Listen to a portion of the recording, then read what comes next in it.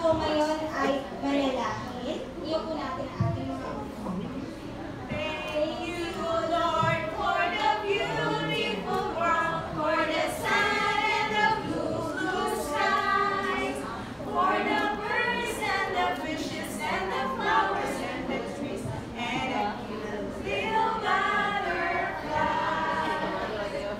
Yung kahit FaceTime po. naman, tayo naman po ay mag-ehersisyo. Simulan ang gawain ng buong sigla, kaya't ang katawan ay ihanda na.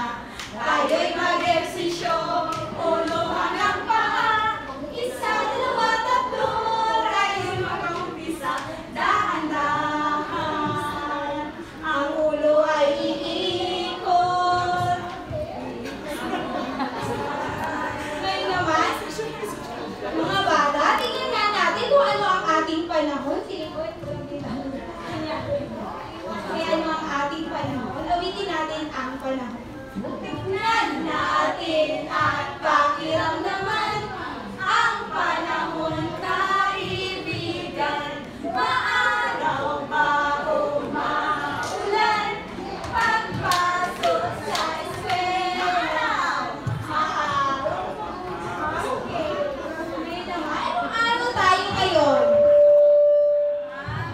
Ano po yan? Ngayon po ay araw ng Lunes.